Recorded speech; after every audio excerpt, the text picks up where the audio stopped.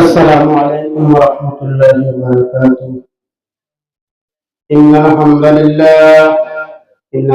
لله نحمده ونستعينه ونستغفره ونعوذ بالله من شرور أنفسنا ومن سيئات أعمالنا.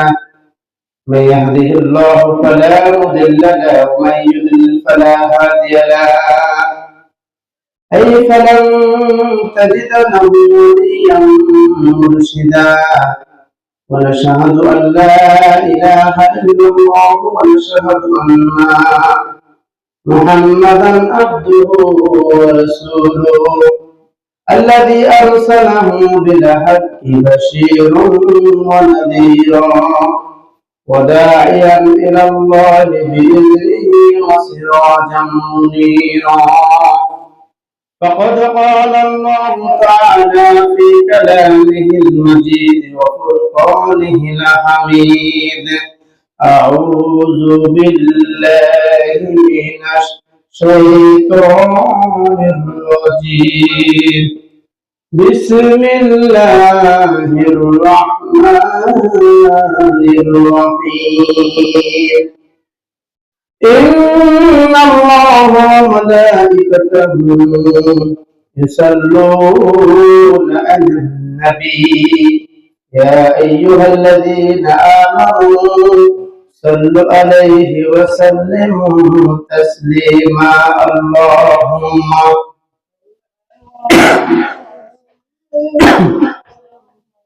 لنا محمد وعلى آل سيدنا مولانا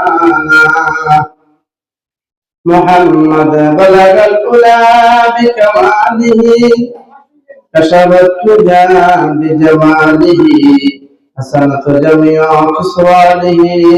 صلوا عليه آله.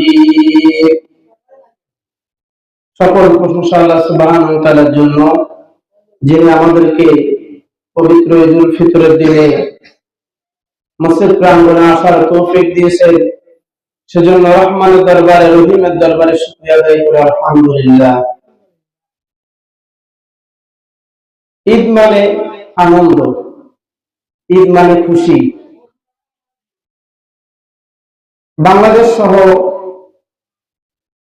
বিশ্বের মুসলিম উম্মার প্রতি জানাই পবিত্র ঈদুল ফিতরের শুভেচ্ছা ও আন্তরিক মুবারকবাদ। ঈদ মুবারক, ঈদ মুবারক।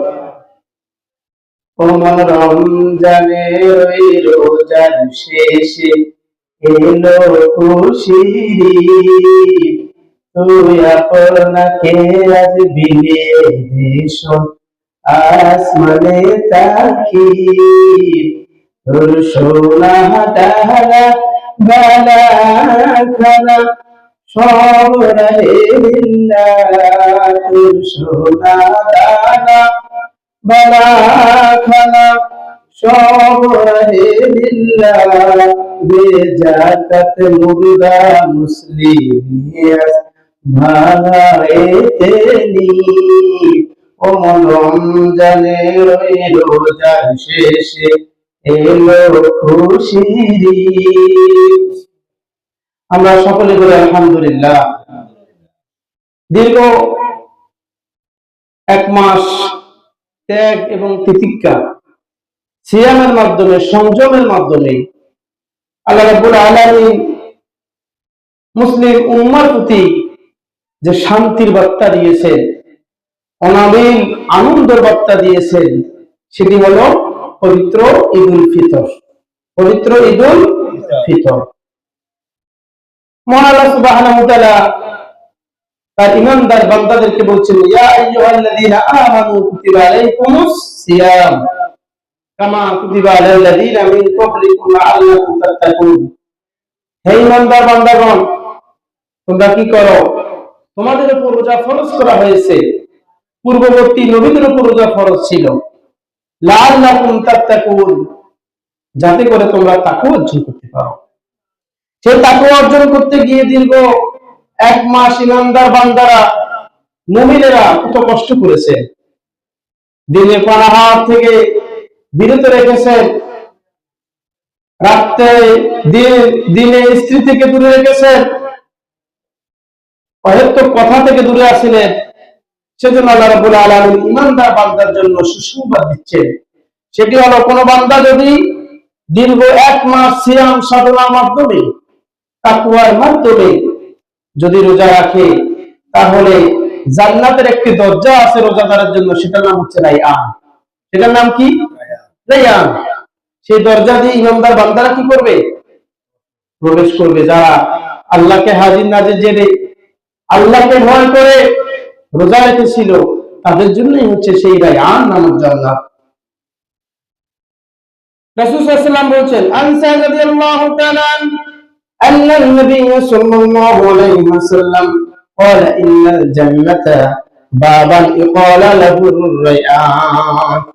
রাসূল সাল্লাল্লাহু আলাইহি ওয়াসাল্লাম বলেন, কোন ব্যক্তি যদি রমজানের 30টি রোজা রাখে বা 29টি রোজা রাখে, সিয়াম সাধনা তাকওয়া অর্জন করে, তাহলে আল্লাহ রাব্বুল আলামিন সেই ব্যক্তিকে জান্নাতের একটি দরজা আছে রায়্যানে আল্লাহ রাব্বুল আলামিন পৌঁছিয়ে দেয়। বলেন সুবহানাল্লাহ। তাহলে জান্নাতীদেরকে কি দিবেন? রায়্যান নামক ওই জান্নাতে প্রবেশ করিয়ে দিবেন, একটি দরজা। এবং রোজাদাররা 3টি কাজ থেকে বিরত ছিল। 1 নম্বরে খানা থেকে বিরত ছিল, 2 নম্বরে পানাহার থেকে বিরত ছিল, 3 নম্বরে স্ত্রী সহবাস থেকে বিরত ছিল। সেই জন্য আল্লাহ রাসূল সাল্লাল্লাহু আলাইহি ওয়াসাল্লাম বলছেন, জান্নাতীদেরকে 3টি খাদ্য দেওয়া হবে। সুবহানাল্লাহ বলেন। কয়টি খাদ্য দিবেন? 3টি খাদ্য দিবেন। যেহেতু 3টি জিনিস থেকে বিরত ছিল, জান্নাতীদেরকে, রোজাদারকে 3টি জিনিস দিবেন। 1 নম্বরে জান্নাতীরা যখন জান্নাতে প্রবেশ করবে, ওই যে দিনের বেলা কিছু খায় নাই, জান্নাতে যা মন চাইবে তা খাইতে পারবে। বলেন সুবহানাল্লাহ। যা মন চাইবে তা খাইতে পারবে। রাসূল সাল্লাল্লাহু আলাইহি ওয়াসাল্লাম বলছে, 1 নম্বর জান্নাতি রোজাদারের জন্য 1 নম্বর জান্নাতের খাবার হবে মাছের কলিজার খাদ্য ভুনে। আল্লাহ রাসূল সাল্লাল্লাহু আলাইহি ওয়াসাল্লাম বলছে, তাদেরকে খাওয়াবে কারা? যারা কি করেছেন? রোজা রেখেছেন। 2 নম্বর, মাছের কলিজা সংলগ্ন যে পেটিসে, সেগুলা আল্লাহ রাসূল সাল্লাল্লাহু আলাইহি ওয়াসাল্লাম বলছে তাদেরকে খাওয়াবে। এরপরে ফল ফলাদি তাদেরকে খাওয়াবে। এরপরে বলছে, জান্নাতীরা যদি বলে আকাশের উড়ন্ত পাখি আমি খাবো, আল্লাহ রাব্বুল আলামিন বলেন, ওয়ালা হামি তায়রিন মিম্মা ইস্তাহুন। জান্নাতীরা যদি, রোজাদাররা যদি মনে করে যে আমি আকাশের উড়ন্ত পাখি খাবো, তাহলে আল্লাহ রাব্বুল আলামিন ওই আকাশের পাখি গুনাহ করে জান্নাতীদেরকে দিয়ে দিবেন। বলেন সুবহানাল্লাহ। তাদেরকে দিবেন। 2 নম্বরে জান্নাতীদেরকে হুকুম দেওয়া হবে, যেহেতু দিনের বেলা স্ত্রী থেকে বিরত ছিল, জান্নাতীরা যখন মন চাইবে জান্নাতে এক রোজাদারের জন্য 70টা হুট থাকবে মহিলা। বলেন সুবহানাল্লাহ। 70টা হুট থাকবে এক জনের জন্য যারা রোজা রেখেছে। এরপরে জান্নাতি পোশাক পরানো হবে। জান্নাতি রোজার সময় আল্লাহকে ভয় করে, দিনের বেলা রোজা ছিল, আল্লাহকে ভয় করেছেন, আখিরাতকে ভয় করেছেন, জাহান্নামকে ভয় করেছেন, তাদেরকে জান্নাতে যেই দরজা দিয়ে সে ইচ্ছা প্রবেশ করতে পারবে, সর্বোচ্চ জান্নাতুল ফেরদাউস তাকে দেওয়া হবে। বলেন সুবহানাল্লাহ। বলেন সুবহানাল্লাহ। আল্লাহ রাব্বুল আলামিন দিলেন। ঈদ মানে শান্তি, ঈদ মানে ভ্রাতৃত্বের বন্ধন, ঈদ মানে অটুট, ঈদ মানে একজন একজনের সাথে পারস্পরিক সম্পর্ক। এই জন্য রাসূল সাল্লাল্লাহু আলাইহি ওয়াসাল্লাম ঈদের বার্তা দিতেন, ঈদের কথাগুলো বলতেন। যেহেতু ঈদের জামাতে সমস্ত মানুষ আসে, রাসূল কারীম সাল্লাল্লাহু আলাইহি ওয়াসাল্লাম বলছে, হে ঈমানদার বিশ্বাসীগণ, তোমরা কি করিও না। 1 নম্বরে তোমরা যদি ঈমানদার হও, রোজাদার হও, বিশ্বাসী হও, তাকওয়াবান হও, তাহলে 1 নম্বর তোমরা শিরক করিও না। কি করিও না? শিরক করিও না। তোমরা যদি রোজাদার হও, তাকওয়াবান হও। মহান আল্লাহ তাআলা বলছেন ইন্নাশ শিরকা লাযুলুম আযীম, নিশ্চয়ই শিরক হচ্ছে বড় গুনাহ, বড় গুনাহ, বড় জুলুম, বড় জুলুম। শিরকের গুনাহ কখনো অতি সহজে মাফ হয় না। ঈদের মুসল্লি ভাইরা, আজকে আমি জানিয়ে দিতে চাই, এক নাম্বার আল্লাহ রাব্বুল আলামিন মেসেজ দিচ্ছে তোমরা কি করিও না, শিরক করিও না। আমরা অধিকাংশ মানুষ শিরকে জড়িত, অধিকাংশ মানুষ শিরকে জড়িত, কথা হোক না হোক আমরা শিরক করতেছি। তাহলে আল্লাহর অর্ডার হচ্ছে, আল্লাহর মেসেজ হচ্ছে কি করিও না, এক নাম্বার শিরক করিও না। শিরক মানে কি? আল্লাহ একজন, আমি যদি বলি আল্লাহ দুইজন, আমি যদি বলি আল্লাহর সন্তান আছে, আমি যদি বলি আল্লাহর স্ত্রী আছে, আমি যদি বলি আল্লাহর খাবার লাগে, তাহলে শিরক। তাহলে কি শিরক? আল্লাহর সাথে কোন ব্যক্তিকে যদি সমকক্ষ দাঁড় করাই, তাহলে সেটাই শিরক। সেটা কি? আল্লাহ আসমান বানিয়েছেন, আমি যদি বলি অন্য কেউ আসমান বানিয়েছেন।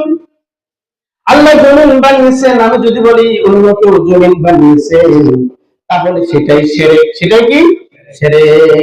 শিরক করা যাবে না। দুই নাম্বার, রাসূল সাল্লাল্লাহু আলাইহি ওয়াসাল্লাম বিশ্ব উম্মাহকে জানিয়ে দিলেন যে দুই নাম্বার, খবরদার বিদআত করা যাবে না। বিদআত করা, বিদআত মানে রাসূল যেটা বলে নাই, রাসূল যেটা করে নাই, সাহাবা যেটা করে নাই, সেটা যদি আপনি নিজের ধর্মকে টেনে এনে যদি করেন, তাহলে সেটাই বিদআত। সেটা কি বিদআত। ও মুসলিম ঐক্য, বিশ্বের মুসলিম জনতা, দুই নম্বর তোমরা কি করিও না, বিদআত করিও না। ইমানদার বিশ্বাসী যারা হবে, তারা আখিরাতকে বিশ্বাস করবে। ইমানদার জানে দুনিয়াটা হচ্ছে তুচ্ছ, দুনিয়ার সময়টা কি তুচ্ছ, খুবই নগণ্য, মুসাফিরের জায়গা। তারা সব সময় আখিরাতকে বিশ্বাস করবে, যেহেতু ইমানদারের চিরস্থায়ী আবাসস্থল হচ্ছে আখিরাত। চিরস্থায়ী আবাসস্থল কোথায়? আখিরাত। এজন্য ইমানদার সব সময় কি করবে? আখিরাতকে বিশ্বাস করবে, আখিরাতকে ভয় করবে, দুনিয়াকে তুচ্ছ মনে করবে, আখিরাতের জন্য প্রস্তুতি গ্রহণ করবে। ঠিক কি না? তাহলে একজন বিশ্বাসী মুমিন, একজন বিশ্বাসী ইমানদার, তারা কি করবে? আখিরাতকে বিশ্বাস করবে, আখিরাতকে প্রাধান্য দিবে।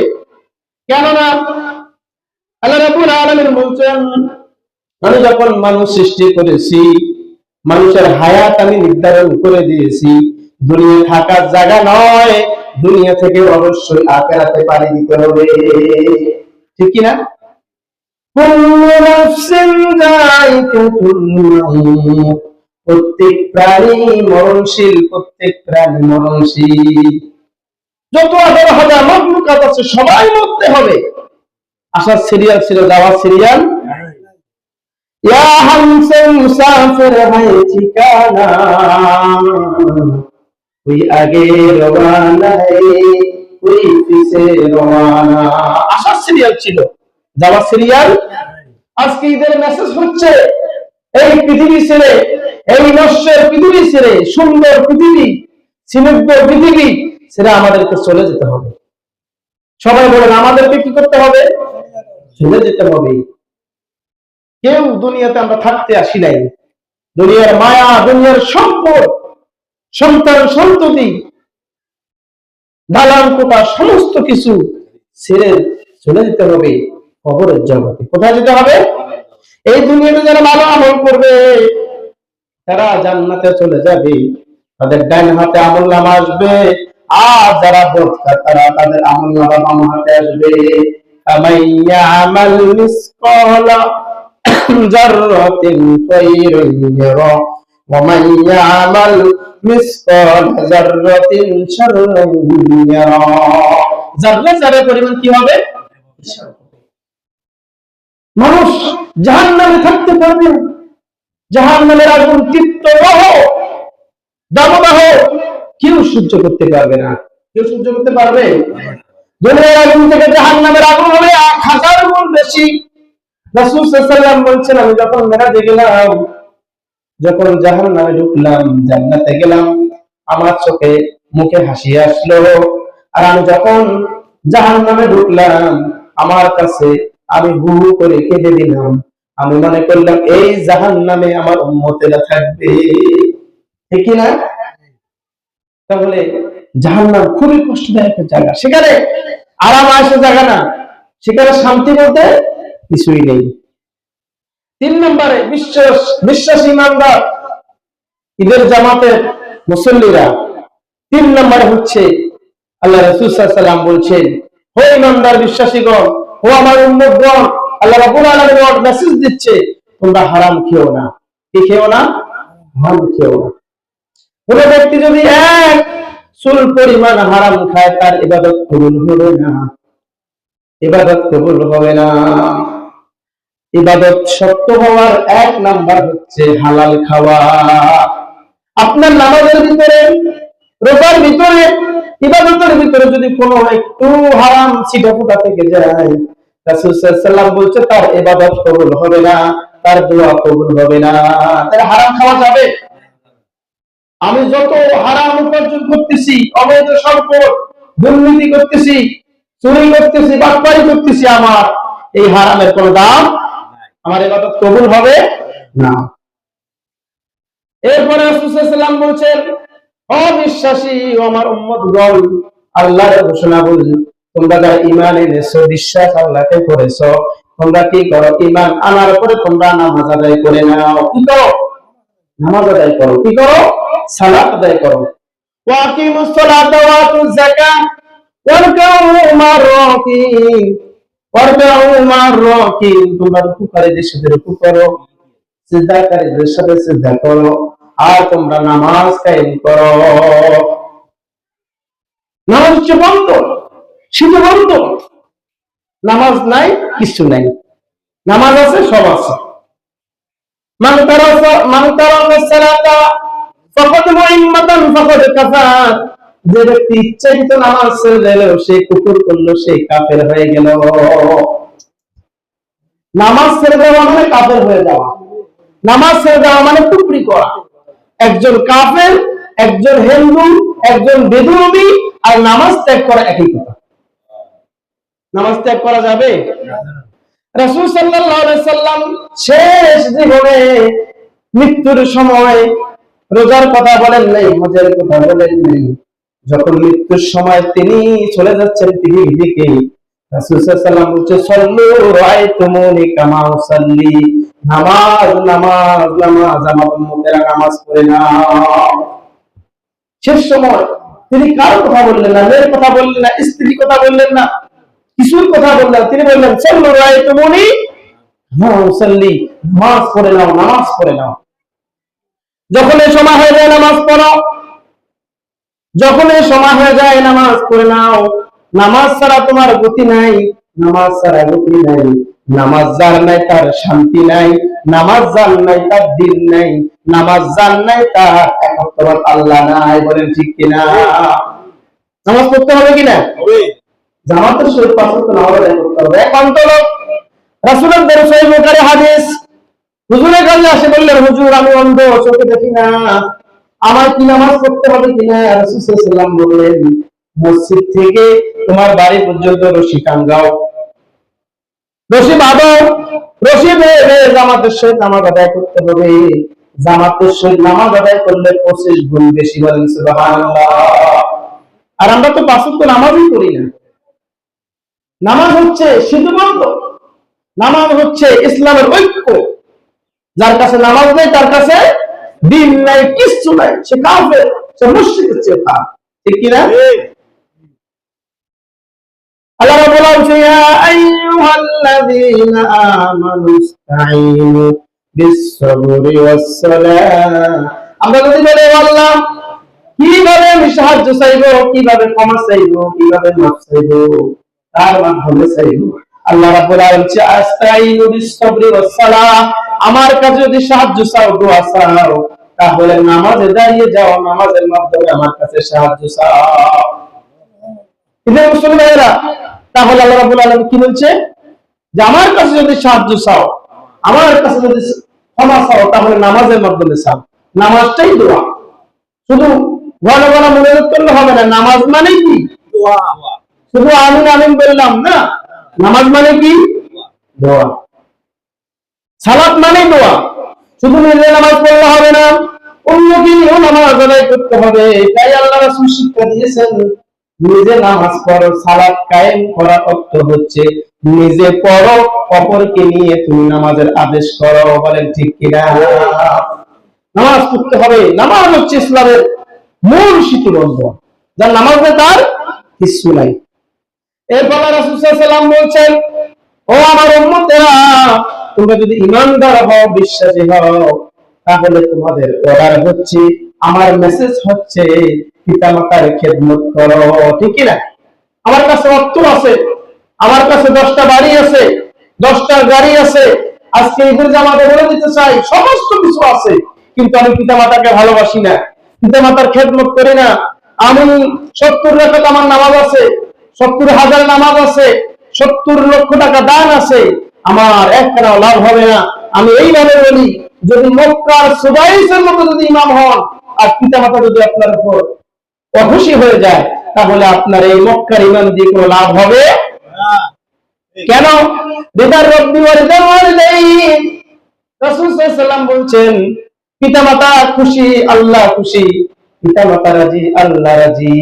ঠিক কি না? আজকে ঈদের জামাতে বলে দিতে চাই যে পিতামাতাকে খুশি করতে হবে। সূরা বানী ইসরাঈল বলছেন, ওয়া ক্বাদা রাব্বুকা আল্লা তা'বুদু ইল্লা ইয়্যাহু বিল ওয়ালিদাইনি ইহসানা ইম্মা ইয়াবলুগান্না ইনদাকা কিবরা আহাদুহুমা আও কিলাহুমা ফালা তাকুল লাহুমা উফফিন ওয়ালা তানহারহুমা ওয়া কুল লাহুমা কাওলান কারীমা واخفض لهما جناح الذل من الرحمة وقل رب ارحمهما كما ربياني صغيرا। আমার আদেশ হচ্ছে, আমার নির্দেশ হচ্ছে, পিতামাতা রবের ইবাদতের পরে পিতামাতার ইবাদত করো, পিতামাতার খেদমত করো, আল্লাহ তাআলার ইহসান করো। মাইবলুগান ইনদাকাল কিবার আহাদুহুমা ওয়া কিলাহুমা ফালা তাকুল লাহুমা উফ। ও আমার বান্দারা, আমার বান্দিরা, এমন কোন কাজ করিও না তোমার পিতামাতা উফ এই শব্দ বলে, আমার বাসা ধন আজকে আমারে কষ্ট দিছে, এই কষ্ট যদি নেয় তোমার ইবাদত বিফলে যাবে। ঠিক কি না? ওয়া কুল লাহুমা কাওলান কারীমা, তাদেরকে সম্মান করো, ইহসান করো। ওয়াকফির লাহুমা জানাহাদ যুল্লি মিনার রাহমা, যদি তারা চায় সারা পৃথিবীর রহমত ঢেলে দেওয়ার জন্য তুমি দিয়ে দাও, সয় সম্পত্তি ঢেলে দেওয়ার জন্য দিয়ে দাও। তারা যদি বলে স্ত্রী রাখতে, স্ত্রী বিদায় দাও। যেন জানাহাদ যুল্লি মিনার রাহমা ওয়া কুর রব্বি রহমহুমা কামা রাব্বায়ানি সগীরা। ও আমার বান্দা বান্দিরা, সর্বশেষে দোয়া করো, রব্বি রহমহুমা, ও আল্লাহ, ছোট্টবেলা যেইভাবে আমাকে স্নেহ করে সুন্দর করে লালন পালন করেছে, কবরে হাসরে মিজানে আপনি আপনার খুলে লালন পালন করে। বলে ঠিক কিনা?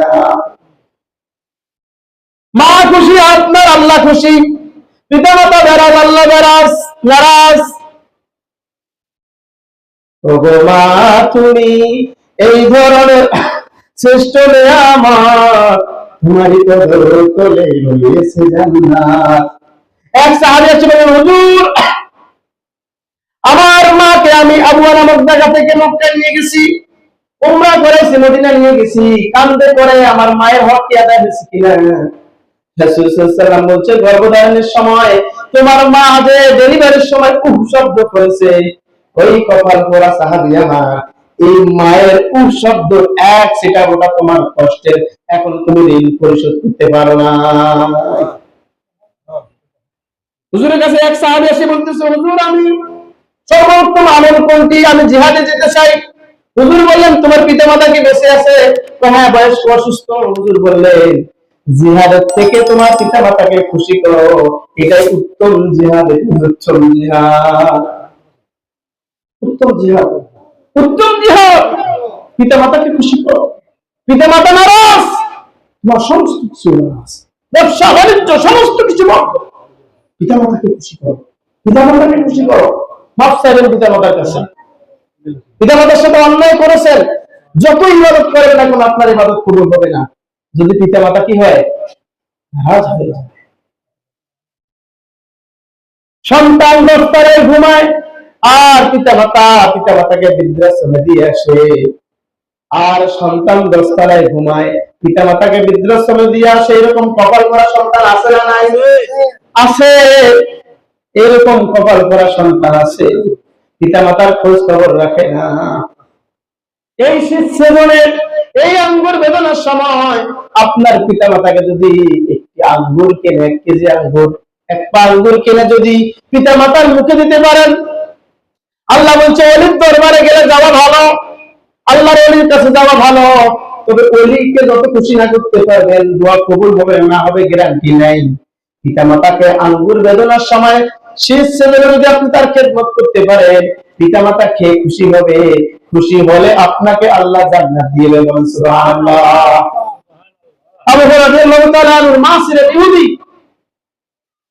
হুজুরের কাছে আসে, বলেন হুজুর আপনাকে একটা বিচার দিতে চাই। কি বিচার? আমার মা আমাকে মেরেছে।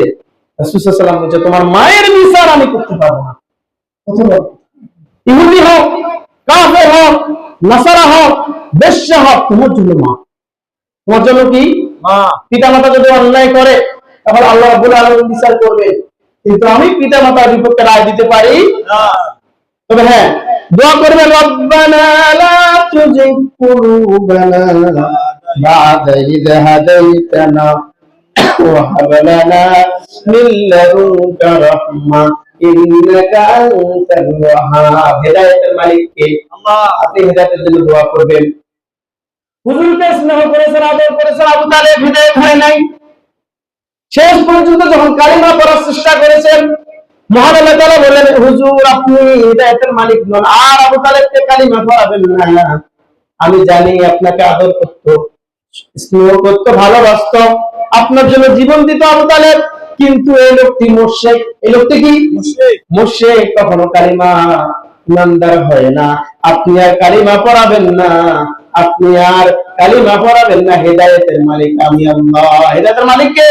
আল্লাহ। আপনি পিতা মাতার জন্য, কাফের মুশরিকের জন্য, বেদীনের জন্য, মুনাফিক বেনামাজের জন্য দোয়া করবেন, হেদায়েতের জন্য দোয়া করবেন।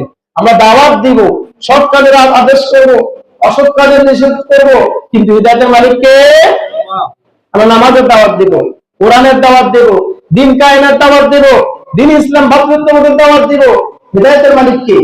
আল্লাহ। আজকে থেকে এটি মেসেজ নিয়ে যান, হেদায়েতের মালিক আল্লাহ, আমি দাওয়াত দিয়ে যাব, আমি অক্ষরের চেষ্টা করব। ঠিক কি না? মুসলিম ভাতৃত্ববাদ, আমরা পারস্পরিক সম্পর্ক বুঝি না, পারস্পরিক ভ্রাতৃত্ববোধ বুঝি না, আমরা অটুট দৃঢ় বন্ধনের ইস্পাত সেগুলো আমরা বুঝি না। আমাদের দরকার ইহসান, আমরা প্রত্যেকেই পরস্পরের ভাই ভাই। ইন্নামাল মুমিনুনা ইখওয়া, আমরা কি পরস্পরের ভাই ভাই, পরস্পরের কি ভাই ভাই। রাসূল সাল্লাল্লাহু আলাইহি ওয়াসাল্লাম বলেন তোমরা ইখওয়া, তোমরা প্রত্যেক মুমিন মুমিনের ভাই, পারস্পরিক ভাই। তোমরা 1 নাম্বার কি করো? প্রত্যেক মানুষের সাথে সৎ আচরণ করো। কি আচরণ করো? তাহলে আজকে ঈদের জামাত আমরা মেসেজ দিয়ে যেতে চাই, তাহলে প্রত্যেক আমরা ভাই ভাই। আমরা কি করব? একজনের সাথে একজন সৎ আচরণ করব, ভালো আচরণ করব। সবাই বলে 1 নম্বরে আমরা কি করব? সৎ আচরণ করব। আমরা পরস্পরের কি ভাই ভাই, ভ্রাতৃত্ববোধ, এই অটুট বন্ধন আমরা একজন একজনের জন্য কি করব? সৎ আচরণ করব। একজন একজনের সাথে কি করব? ভালো আচরণ করব। 2 নম্বরে আমরা প্রত্যেক মানুষের সাথে যখন কথা বলবো হাসি মুখে কথা বলবো। রাসূল সাল্লাল্লাহু আলাইহি ওয়াসাল্লামের ব্যবহার দেখে কাফের মুশরিক মুসলমান হয়ে গেছে। সুবহানাল্লাহ। প্রথমে কি দিবেন? সালাম দিবেন। আজকে ঈদের জামাতের অটুট বন্ধন হচ্ছে, মেসেজ হচ্ছে, কোন মানুষকে দেখলে কি দিবেন? সালাম দিবেন। সবাই বলেন কোন মানুষকে দেখলে কি দিব? আমার সাথে সবাই বলেন আসসালামু আলাইকুম ওয়া রাহমাতুল্লাহি ওয়া বারাকাতুহু। তাহলে সালাম দিবেন তো? কোন মানুষকে দেখলে কি দিবেন? সালাম দিবেন। একজন মুসলিম আর একজন মুসলিমের 6টি কর্তব্য। কোন মানুষ অসুস্থ হলে তাকে দেখতে যাওয়া। তাহলে আমার গ্রামের দক্ষিণ নগরিয়া যদি কোনো ভাই অসুস্থ হয় তাকে কি দেখতে যাব? দেখতে যাব। তার জন্য মেহমানদের জন্য কিছু নেব, তাকে দেখতে যাব। 2 নাম্বার, তার জন্য মঙ্গল কামনার জন্য দোয়া করব। এরপরে সে যদি মারা যায় তার জানাজায় অংশগ্রহণ করব।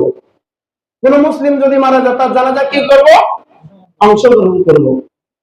এরপরে তার মঙ্গল অমঙ্গলের জন্য দোয়া করব এবং তাকে মাটি দিব। তাকে কি দিব? মাটি দিব। এবং কেউ যদি হাসি দেয় তার হাসির আমি উত্তর দিব। একজন মুসলিম অপর মুসলিমের দায়িত্ব ইউনিটি, ঠিক কিনা? আমাদের একতা না, ইউনিটি নেই। তাহলে একজন মুসলিম আর একজন মুসলিমের প্রতি দায়িত্ব আছে না নাই? আছে। এরপরে আমাদের সমাজে আজকে সাম্য নাই, শান্তি নাই, ভ্রাতৃত্ব নাই, শান্তির স্থাপন নাই, শান্তির বুনিয়াদ নাই। কেন? আমাদের সব উঠে গেছে, আদব আখলাক সমস্ত কিছু উঠে গেছে। আল্লাহ রাব্বুল আলামিন সূরা হুজরাতে সুন্দর করে বলছেন, সূরা হুজরাত হচ্ছে সাম্য, শান্তি, সমাজের শৃঙ্খলাবাদ, সৎ আচরণবাদ, এটাই হচ্ছে সূরা হুজরাতের শিক্ষা। এক নম্বরে আল্লাহ রাব্বুল আলামিন বলছেন, ইয়া আইয়ুহাল্লাযীনা আমানু লা তুকদ্দিমু বাইনা ইয়াদাইল্লাহি ওয়া রাসূলিহি। খবরদার ওহে ঈমানদার বিশ্বাসীগণ, আল্লাহ এবং আল্লাহ রাসূলের উপর অগ্রগামী হও না। আল্লাহ যেটা বলেছেন, রাসূল যেটা বলেছেন, এটাই ফায়দা, এটাই মূল কথা। আমি রাসূল থেকে বেশি বুঝবো না, আমি আল্লাহ থেকে বেশি, অনেকে আছে আল্লাহ থেকে বেশি বুঝে, ঠিক কি না? কোন রকম ইউনিভার্সিটির বারান্দায় হেঁটেছে, স্রষ্টা বলতে কিছু নেই, এরকম আছে না নাই? রাসূলের হাদিসকে অস্বীকার করে, রাসূল যেটা বলেছেন সেটার থেকে বেশি বলে। উমর রাদিয়াল্লাহু তাআলা আনহুর কাছে এক সাহাবী এসে বলল, হুজুর আমি রাসূলের বিচার মানি না, কি হইছে? রাসূল ইহুদির পক্ষে রায় দিছে, আমার পক্ষে বিপক্ষে রায় দিছে। ওমর বললেন, দাঁড়াও, মুখ ছিল শক্তিশালী তলোয়ার, দাঁড়াও, ভিতর থেকে তলোয়ার আনি এক কুবে শেষ। তুমি রাসূলের বিচার মানো না? রাসূল যেটা বলেছেন এটাই ফাইনাল, আমি রাসূল থেকে বেশি বুঝবো। এক নাম্বার মেসেজ হচ্ছে সূরা হুজরাতের, আমরা কি করব না? কি করব না? রাসূল এবং আল্লাহ থেকে বেশি বুঝবো, বেশি অগ্রগামী হব না। দুই নাম্বার আল্লাহ বলেছে, ইয়া আইয়ুহাল্লাযীনা আমানু লা তারফাসু আসওয়াতাকুম ফাওকা সাওতিন নবী। ওই ঈমানদার বিশ্বাসীগণ, রাসূলদের সামনে উচ্চ স্বরে কথা বলিও না। আপনারা যখন মদিনায় যাবেন, রাসূলের রওজার সামনে একটা লেখা আছে, নেম প্লেট আছে, লা তারফাউ আসওয়াতাকুম ফাওকা সাওতিন। খবরদার, তোমার এটা বাবার দরবার না, তুমি উচ্চ স্বরে আওয়াজ দিবে। এটা রাসূলের দরবার, রাসূলের সামনে উচ্চ স্বরে কথা বলো। এখানে যদি নেতা হয়, পিতামাতা হয়, উস্তাদ হয়, আমির হয়, তাদের সামনে, আমার বড় ভাই, তার সামনে আমি উচ্চস্বরে কথা বলবো? আদবের খেলা। রাসূলের সামনে উচ্চস্বরে কথা বলবো, এ মুহাম্মদ, এ মুহাম্মদ, এগুলো বলো না। আল্লাহ অন্যান্য নবীদের সামনে বলছে হে নবী, কিন্তু রাসূলের সামনে বলছে ইয়া আইয়ুহান নাবিয়্যু, ইয়া আইয়ুহান নাবিয়্যু। আল্লাহ যেহেতু সম্মান দিয়েছে, আমরা সম্মান দিব, ঠিক কি না? এরপরে আল্লাহ রাব্বুল আলামিন সূরা হুজরাতে বলছেন, খবরদার যাচাই বাছাই ছাড়া, জাস্টিফাই ছাড়া কি করবে না? খবর আদান প্রদান করবে না। এরকম আছে না নাই? দক্ষিণ বঙ্গ দিয়ে কোনো মানুষ মারা যায় না, আপনি যদি ফেসবুকে বলে দেন যে একটা মানুষ মারা গেছে, গুজব না? তাহলে যাচাই বাছাই ছাড়া ইমানদার কখনো কি করে না? খবর আদান প্রদান করে না। 4 নম্বরে একজন বিশ্বাসী ইমানদার সে কি করবে? একজন মুসলমানের দোষ গোপন রাখবে। কি করবে? দোষ ত্রুটি মানুষের হতে পারে, মানুষের ভুল হতে পারে, ইমাম মুয়াজ্জিন ভুল করতে পারে, সমাজের মানুষ ভুল করতে পারে, আমি তার কি রাখবো? দোষ গোপন রাখবো। আজকের মেসেজ হচ্ছে আমরা দোষ গোপন রাখবো। কি করবো? মান সাতারা মুসলিমান সাতারাহুল্লাহু ফিদ দুনিয়া ওয়াল আখিরাহ। হোক না সে অন্যায়কারী, হোক না অপরাধকারী, মানুষের সামনে আমি তাকে কি বেইজ্জতি করবো না, তার দোষগুলো কি রাখবো? গোপন রাখবো। এরপর আল্লাহ রাব্বুল আলামিন বলছে, কোন মানুষকে মন্দ নামে দেখো না, মন্দ নামে দেখো না। একজন আবু বকর, এখন আপনি যদি বলেন বকর দেন, তাহলে নাম, তার নাম সুন্দর হচ্ছে আবু বকর, তাহলে মন্দ নামে ডাকবো আমরা? মন্দ নামে ডাকা যাবে না, কাউকে ঠাট্টা করবো না। যেমন আয়েশা রাদিয়াল্লাহু তাআলা আনহা রাসূলের স্ত্রী সফিয়া রাদিয়াল্লাহু তাআলা আনহাকে বলছেন, বুড়ি মহিলা, বয়স্ক মহিলা। রাসূল সাল্লাল্লাহু আলাইহি ওয়াসাল্লাম বলেন, এই আয়েশা খবরদার, আমার সফিয়াকে তুমি খবরদার ঠাট্টা করিও না, বিদ্রুপ করিও না। তার চেহারা নিয়ে কি করিও না, তার আকৃতি নিয়ে কটু কথা বলিও না। সে আমার স্ত্রী, সে আমার কি স্ত্রী। এরপরে সূরা হুজুরাতের আলোচনা হচ্ছে লা ওয়ালা তাজাসসু ওয়ালা ইয়াগদাব, কোন মানুষের চগলখড়ি করিও না। এখন তো আমাদের সমাজে রন্ধে রন্ধে গ্রামে প্রত্যেকের চগলখড়ি আছে না নাই? একজনের সমস্যা না, একজনের কথা আরেকজনকে বলি। আজকে এদের মেসেজ হচ্ছে কোন মানুষের সমস্যা আমরা করব না। কোন মানুষ যদি অন্যায় করে তাহলে আমি তাকে দেখে সংশোধন করব। ইমাম যদি ভুল করে এককভাবে দেখে সংশোধন করব, কিন্তু মানুষের সামনে লজ্জা দিব না। দোকানে বসে বসে, গ্রামে গঞ্জে বসে বসে তার চগলখড়ি করব না। চগলখড়ি করা মানে, অন্যের বিগ বাইটিং করা মানে আপনি মৃত ভাইয়ের মাংস খাওয়া। মৃত ভাইয়ের কি খাওয়া? মাংস খাওয়া। শুকুরের মাংস খাওয়া যেরকম গুনাহ, যেরকম কোন ভাই কোন ভাইয়ের প্রতি যদি চগলখড়ি করে, গীবত করে, বিগ বাইটিং করে, তাহলে তার থেকে বেশি জঘন্য গুনাহ। তাহলে চগলখড়ি করবেন? মসজিদে বসে বসে একজনের নামে সমালোচনা করে, আছে না নাই? কোন ভাই ভুল করলে, আমরা তো মানুষ, আমরা তো ইনসান, আমরা কি করবো? ভুল সংশোধন করে দেব, কিন্তু ইহতিসাব দিব, কিন্তু কি করবো না, চগলখড়ি। এরপর আল্লাহ রাসূল সাল্লাল্লাহু আলাইহি ওয়াসাল্লাম বলছে আন্দাজে কথা বলিও না, অনুমান করে কথা বলিও না, বা'দার জন্য ইল্লার জন্য, আন্দাজে কথা বলিও না। এরকম আন্দাজে অনুমান করে কথা বলে না, বলে। এখন ধরুন তাই হাজি বাড়িতে দুইটা পুলিশ আসছে, এখন আপনি বললেন, মানুষকে সরিয়ে দিলেন যে এই পুলিশগুলো আসছে সেখানে তায়ের হাজি বাড়িতে ইয়াবা পাইছে এই জন্য আসছে, অথচ পুলিশ সদস্য হচ্ছে তায়ের হাজি বাড়িতে আত্মীয়। এই যে অনুমান করে কথা বলা, আন্দাজে কথা বলা, বা আমি আমার বোনকে নিয়ে আমি মার্কেটে যাচ্ছি বা খালার বাড়িতে যাচ্ছি, আপনি বলে দিলেন না এই ছেলেটা তো, এটা তার বোন না, তার গার্লফ্রেন্ড গিয়ে চলে যাচ্ছে। এই যে আন্দাজ, আন্দাজে অনুমান করে কথা বলা যাবে। আজকের মেসেজ হলো আন্দাজে আমরা কথা বলবো না। এরপরে গোয়েন্দাগিরি করবো না, কারো তথ্য নিয়ে গোয়েন্দাগিরি করবো না, কারো বাড়ির খবর আরেকজনকে বলবো না। তার বাড়ির খবর সে জানে, তার মহিলার খবর সে জানে। আপনি দোকানে বসে বসে যদি বলেন অন্যের মহিলা খারাপ, অন্যের খবর আমি আরেকজন যদি খবর দেন, এই যে গোয়েন্দাগিরি। আপনাকে তো রাসূল সাল্লাল্লাহু আলাইহি ওয়াসাল্লাম বলে নাই, আপনাকে তো দায়িত্ব দেওয়া হয় নাই যে এই মসজিদের কথা আরেক মসজিদে লাগানো, এই বাড়ির কথা আরেক বাড়িতে লাগানো, এই বাড়ির কি মামলা মোকদ্দমা আরেকজনকে লাগানো। এটা গোয়েন্দাগিরি করা। এটা কি করা? গোয়েন্দাগিরি করা। এরপর আল্লাহ রাসূল সাল্লাল্লাহু আলাইহি ওয়াসাল্লাম বলছে আমরা সবাই ঐক্যবদ্ধ, আমরা এক দেহ এক প্রাণ, আমরা এক উম্মাহ, আমরা একই উম্মাহ। রাসূল সাল্লাল্লাহু আলাইহি ওয়াসাল্লাম বলছে আমার চোখে যেমন ব্যথা লাগলে কলিজায় লাগে, আমার ফিলিস্তিন মুসলমান যদি আহত হয়, নিহত হয়, তাহলে আমার কলিজায় আঘাত লাগে, ঠিক কিনা? এক দেহ এক প্রাণ, ভ্রাতৃত্ববোধ, পারস্পরিক সম্পর্ক, আমরা হচ্ছি দিনী ভাই। ঐক্যবদ্ধের তিনটি ধাপ, ঐক্যের তিনটি ধাপ। এক নম্বরে রাসূল সাল্লাল্লাহু আলাইহি ওয়াসাল্লাম বলছেন কোন ব্যক্তি যদি আমাদের মতন নামাজ পড়ে, আমাদের মতো কোরবানি দেয়, আমাদের মতন একেবারে ইমামতি করে নামাজ পড়ে, আমাদের মতো কিবলামুখী হয়, তাহলে আমাদের ভাই। তাহলে আমাদের কি? আমাদের মতো একইভাবে নামাজ পড়ে, একইভাবে কোরবানি দেয়, একইভাবে হজ করে, তাহলে আমাদের ভাই। তাহলে আমাদের কি? এটা হচ্ছে ঐক্য। তাহলে আমাদের ভাই। ফিলিস্তিনের মুসলমানরা আমাদের কি? সবাই বলেন ভাই। খ্রিস্টান মুসলমানরা ভাই, এটা দিনী ভাই। এরপরে আমাদের সিরিয়ার মুসলিমরা আমাদের ভাই। আমাদের দলাদলি করা যাবে না, ইখতিলাফ করা যাবে না। ইহুদিরা তারা ৭২ দল, ইহুদিরা ৭১ দল বিভক্ত হয়েছে। নাসারারা তারা, ইহুদিরা ৭১ দল, নাসারারা ৭২ দল, তারা বিভক্ত হয়ে গেছে। আর রাসূল সাল্লাল্লাহু আলাইহি ওয়াসাল্লাম বলছে আমার উম্মতের সময় আমার উম্মতেরা হবে ৭৩ দল। কয় দল?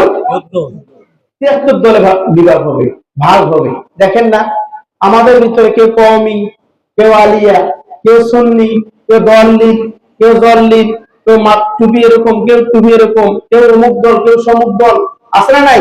কেউ আহলে হাদিস, কেউ হানাফি, কেউ কওমি। রাসূল সাল্লাল্লাহু আলাইহি ওয়াসাল্লাম বলছে আমার উম্মতের ভিতরে ৭৩টা দল হবে।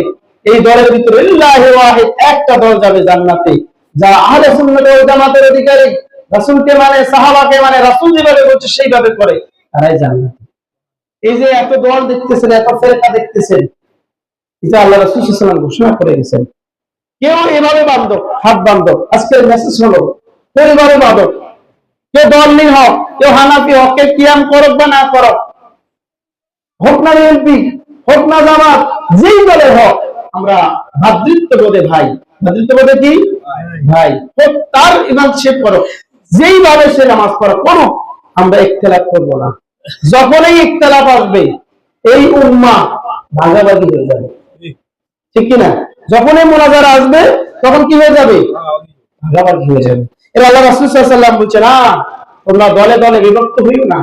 এই যে বিচ্ছিন্নতা, আল্লাহ রাব্বুল আলামিন বলছেন, ওয়া আতাসিমু বিহাবলিল্লাহি জামিআ ওয়া লা তাফাররাকু, তোমরা ঐক্যবদ্ধ আল্লাহর রুজুকে আঁকড়ে ধরো, ঐক্যবদ্ধ হও, ইউনিটি, একতা হও। একতা ছাড়া কোনো লড়াই সংগ্রাম করা যায় না। তবে বিভক্ত হয়েও না, বিচ্ছিন্ন হয়েও না। আমাদের নিজেদের ভাইদের ভিতরে তো কি নাই, ঐক্য নাই, আছে? এক পরিবারে 5 ভাই, একজনের খাওয়া আরেকজনে দেখতে পারে না, আছে না নাই? আছে। বিভক্ত বিভক্ত বিভক্ত করি আমরা। ঢাকা এক মসজিদে আহলে হাদিস মসজিদ নাম রেখে দিয়েছে, মানে আহলে হাদিসের বাইরে ঢুকতে পারবে, হানাফিরা ঢুকতে পারবে না। এই যে বিভক্ত। আবার অনেক গ্রামে দেখবেন একটা মসজিদের পাশে আরেকটা মসজিদ আছে, বিভক্ত। দলাদলি করো না, হোক না যেই দল, যেই দলের অনুসরণ, আমরা কি করবো না, বিচ্ছিন্নবাদী হবো না, ঐক্যবদ্ধ থাকবো। আমরা এক উম্মাহ, এক কি, আমাদের এক দেহ, এক প্রাণ। আমরা শুধু মূল বিষয় নিয়ে আমরা ইখতিলাফ করব। এই সুন্নাহ নিয়ে, নফল নিয়ে, কিয়াম নিয়ে, মাযহাব নিয়ে আমরা কি করব না। আমরা আজকে ইউনিটি নাই, একতা নাই, বুঝে আমাদের কি হয়ে গেছে, আমাদের শান্তি অশান্তি হয়ে গেছে, ঠিক কিনা? এরপরে আমাদের এই ইসলাম হচ্ছে মানবতার ধর্ম। ইসলাম মানুষকে একতা শিখায়, সৌহার্দ্য, সম্প্রীতি। আমাদের সংখ্যালঘু ভাইরা যারা আছে, আমরা কি করি, তাদের সাথে আমরা কি করি, ইখতিলাফ করি না, তাদের আমরা বিনষ্ট করি না। সৌহার্দ্য, সম্প্রীতি, আমাদের সাম্প্রদায়িক সম্প্রীতি আমরা বিনষ্ট করি না। যারা করে এরা আরেকটি দল, ঠিক না? আমার পাশে রাসূল সাল্লাল্লাহু আলাইহি ওয়াসাল্লাম 3টি গোত্রকে একই দলের সাথে বসেছেন, হোক তারা বিধর্মী দল, বনু কোজারা, তারপরে বনু কুয়ারা, এদের সাথে আল্লাহ রাসূল সাল্লাল্লাহু আলাইহি ওয়াসাল্লাম বসছেন, হোক না ভিন্ন ধর্ম, তাদের সাথে ঐক্যবদ্ধ হয়ে কাজ করেছেন। রাসূল সাল্লাল্লাহু আলাইহি ওয়াসাল্লাম যারা সংখ্যালঘুদের কষ্ট দেয়, যারা অন্য ধর্মের মানুষকে কষ্ট দেয়, তারা যেন আমি রাসূলকে কষ্ট দেয়, কত বড় কথা। তাহলে সে হিন্দু হোক, তাদের পূজায় আমরা যাব না, তাদের পূজায় আমরা বাধা দেব না, তাদের দেবতাকে আমরা গালি দেব, দেবতাকে গালি দেব, গালি দেব না। কেননা আমরা, তারা ইনসানিয়তের ভাই, তারা মানুষের ক্ষেত্রে ভাই, কিন্তু আমাদের মুসলিমদের ভাই না। আমরা মানুষত্বের, মানবতার ক্ষেত্রে ভাই, আমরা তাদেরকে কি দিব না, কষ্ট দিব না। ইউনিটি, এটাই হচ্ছে একতা। তারাও আমাদের সাথে থাকবে, বসবাস করবে, আমরা তাদেরকে কখনো কি দিব না, কষ্ট দেব না। এরপরে আজকের মেসেজ হচ্ছে, গোলাম কাদিয়ানি বংশ যারা আছে, কাদিয়ানি, এরা কাফের। এরা নিশ্চয় কি কাফের। গোলাম কাদিয়ানি যে ব্যক্তিটি আছে, সে রাসূল সাল্লাল্লাহু আলাইহি ওয়াসাল্লামকে শেষ নবী মানে না, আলী রাদিয়াল্লাহু তাআলা আনহুকে মানে, এই জন্য সে কাফের। 2 নাম্বার, হিজবুত তাহরিরের একটি সংগঠন আছে, তাকে মানা যাবে না, সেও আল্লাহ রাসূল সাল্লাল্লাহু আলাইহি ওয়াসাল্লামকে শেষ নবী মানে না। এই জন্য আমরা কাদিয়ানি গ্রুপে ঢুকবো না, হিজবুত তাহরিরে ঢুকবো না। তারপর ইসাই একটা সম্প্রদায় আছে, ময়মনসিংহে তারা কাজ করতেছে, এই ইসাই সম্প্রদায়কে আমরা মানবো না। তারা খ্রিস্টানদের প্রচার প্রচারণা করতেছে, তাদেরকে আমরা মানবো। এই বাংলাদেশ দুর্বৃত্ত যারা আছে, এরা দখলবাজি করে বাংলাদেশের ভাবপূর্ণকে নষ্ট করতে চায়, ঠিক কিনা? এই জন্য আমরা আমাদের দেশ প্রেম থাকবে, আমরা দেশকে ভালোবাসবো, দেশের জন্য লড়াই করব, সংগ্রাম করব। কোন ব্যক্তিকে, কোন দুর্বৃত্তকে, হামলাকারীকে আমরা জায়গা দিব না। আজকের মেসেজ হচ্ছে, অনেক শিরক করব না, নামাজ আদায় করব, কুফর করব না, বিদআত করব না, পিতা মাতাকে গালি দেব না, মানুষের সাথে সৎ আচরণ করব। আমরা সকলেই ভাই ভাই, আমরা সকলেই ঐক্যবদ্ধ অর্জন করব। আমরা আজকে ঈদের মেসেজগুলো নিয়ে বাড়িতে যাই, আমরা বলবো যে আমরা সবাই এক ভাই, আমরা কাউকে কখনো কষ্ট দিয়ে গালি দিব না। আমরা যখনই কথা বলবো সালাম দিয়ে হাসি মুখে কথা বলবো। সবাই বলেন আমিন। আমাদের সম্মানিত এলাকাবাসী, আমরা পূর্বের ঘোষণা দিয়েছিলাম যে 8:30 ঈদুল ফিতরের জামাত অনুষ্ঠিত হবে। আপনারা যারা এখনো বাহিরে আছেন, যারা এখনো ঘোরাফেরা করতেছেন, যারা এখনো রাস্তাঘাটে আছেন, অতি সত্বর ঈদগাহে চলে আসেন, মসজিদ প্রাঙ্গণে চলে আসেন। আমরা কারোর জন্য সময় অপেক্ষা করব না, যত সময় আমাদের ঈদুল ফিতরের জামাত অনুষ্ঠিত হবে ইনশা কি। তাহলে 27 আমাদের আরো 3 মিনিট আছে। ওই সকল ভাইদের প্রতি আহ্বান, আমরা সকলে মসজিদের দিকে চলে আসি। আমরা প্রস্তুতি নেই পবিত্র ঈদুল ফিতরের জামাতের জন্য, এবং আমরা তাকবীর বলি আল্লাহু আকবার আল্লাহু আকবার লা ইলাহা ইল্লাল্লাহু আল্লাহু আকবার আল্লাহু আকবার ওয়ালিল্লাহিল হামদ আল্লাহু আকবার লা ইলাহা ইল্লাল্লাহু আল্লাহু আকবার ওয়ালিল্লাহিল হামদ আল্লাহু আকবার লা ইলাহা ইল্লাল্লাহু আল্লাহু আকবার লিল্লাহিল হামদ সুবহানাল্লাহ আলহামদুলিল্লাহ। আমরা সকলে বলি আজকে ঈদুল ফিতরের দিন দোয়া কবুলের দিন। রাসূল সাল্লাল্লাহু আলাইহি ওয়াসাল্লাম বলছে যারা ঈদুল ফিতরের দিন দোয়া করে তাদের দোয়া কবুল হয়। আমরা সকলেই বিশ্ব উম্মার জন্য দোয়া করব, পারিবারিক পরিজনের জন্য দোয়া করব, সমাজ শান্তি শৃঙ্খলার জন্য দোয়া করব, ঐক্যবদ্ধতার জন্য দোয়া করব, এবং আমাদের পারিবারিক বন্ধুদের জন্য দোয়া করব। সবাই বলেন সুবহানাল্লাহ সুবহানাল্লাহ আলহামদুলিল্লাহ আলহামদুলিল্লাহ আল্লাহু আকবার আল্লাহু আকবার। এর আমরা 1 মিনিটে ঈদুল ফিতরের নিয়ত, সেটা হলো আমি এখন ঈদুল ফিতরের নামাজ আদায় করতেছি, আমি এখন 2 রাকাত ঈদুল ফিতরের নামাজ আদায় করতেছি এই ইমামের পেছনে আল্লাহু আকবার। ইমাম সাহেবের নিয়ত হচ্ছে আলাদা। তাহলে আপনারা বলবেন আমি এখন, বলেন আমি এখন 2 রাকাত নামাজ ঈদুল ফিতরের কিবলামুখী হয়ে এই ইমামের পেছনে আদায় করতেছি আল্লাহু আকবার। আমরা অনেকে এটা বুঝি না।